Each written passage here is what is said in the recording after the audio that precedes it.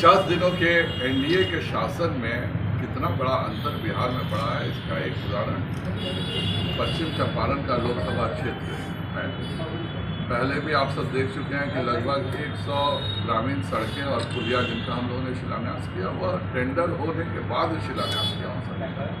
वैसे ही आज पश्चिम चंपारण वासियों के लिए बहुत हर्ष का विषय है। एक वर्षों से एक यहाँ के छात्रों की समस्या थी कि कोई भी काम अगर है तो उसके लिए उन्हें BR अम्बेडकर यूनिवर्सिटी मुजफ्फरपुर जाना पड़ता था। हमारे रेणु जी, उमाकांत जी, नारायण जी के अथक प्रयास से हम लोग ने एक्सटेंशन काउंटर बेतिया एमजे के कॉलेज में हम लोगों ने खोल लिया। ABVP की बहुत पहले से ये मांग रहती थी कि हमें जाना नहीं पड़े मुजफ्फरपुर, और अब यहाँ के छात्रों और छात्राओं को कोई भी बात होगी तो वो बेतिया से ही इसका निराकरण हो जाएगा। अब उसको मुजफ्फरपुर जाने की आवश्यकता नहीं। वैसे ही हमारे माननीय उमाकांत जी, रेणु जी, हमारे सबके सम्मिलित प्रयास से 239 करोड़ रुपए का सुगौली से लेकर के चनपटिया तक का पूरा तटबंध के निर्माण की स्वीकृति मिल गई है। माननीय उमाकांत जी ने उसके लिए ट्रस्ट भी पूछा था विधानसभा और केंद्र सरकार से के पास ले गया था, और सभी ने मिलकर के निर्णय किया कि इस तटबंध के बनने से बाढ़ की समस्या से इस इलाके के लोगों को प्रोटेक्शन होगा। उसके साथ ही माननीय नरेंद्र भाई मोदी जी ने जो 20,000 मेगावाट का समझौता किया है नेपाल के साथ, उसके कारण नेपाल में ऊपर भी बांध बन रहे हैं। तो नेपाल में ऊपर बांध बनना और चनपटिया से सुगौली तक तटबंध बनना, ये सब चीज़ें एक साथ मिलकर के पश्चिम चंपारण के इलाके के जो बाढ़ग्रस्त क्षेत्र हैं उनसे सदा के लिए यहाँ के निवासियों में दिया।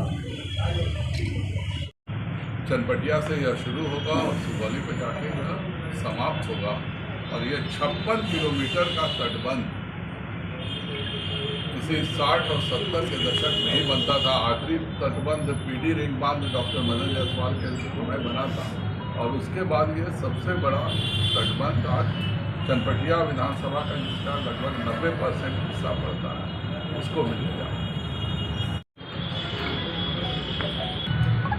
यह बांध बहुत महत्वपूर्ण बांध है, जो बाढ़ से तिरवा इलाका काफ़ी पूरा चनपटिया त्रस्त रहता है। और मैंने मुख्यमंत्री जी को 30 दिसंबर को आवेदन दिया था, 20 को चनपटिया स्टार्टअप जोन में आया था, वहाँ से इसकी कहानी शुरुआत हुई। जब इधर से प्राकलन बन गया, DPR बन गया, तो माननीय मैं इसको भेजवाया केंद्र सरकार में गंगा नियंत्रण में। तो माननीय सांसद जी पश्चिमी चंपारण के डॉक्टर संजय जायसवाल जी से मैंने आग्रह किया, कहा उन्होंने जा कर के वहाँ से इसकी 60% राशि गंगा नियंत्रण में बैठ कर के और तकनीकी स्वीकृति से लेकर वित्तीय स्वीकृति वहाँ जब दिलवा दी, तब उसके बाद यहाँ से फिर वित्तीय स्वीकृति हुआ, और 15 तारीख के कैबिनेट में यह 239 करोड़ 500 का ये आपका सुगौली से चनपटिया से सुगौली तक बांध का बहुत बड़ा उपलब्धि मिलेगा।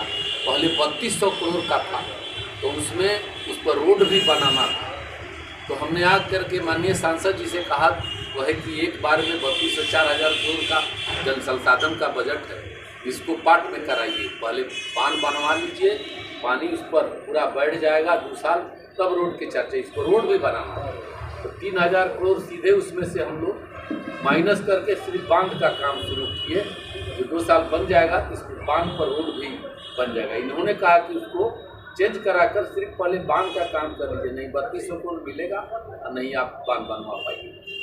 इसीलिए 2 पार्ट में हो तो आसानी से हो गया। इन्होंने केंद्र सरकार से और जल संसाधन मंत्री को भी हमने मुख्यमंत्री जी के दिया था, तो उनसे भी सब कह करके इनकी बहुत भूमिका, हर काम जो करते हैं मैं इनसे सलाह लेकर करता हूं और इसकी सूचना इनको देता हूं।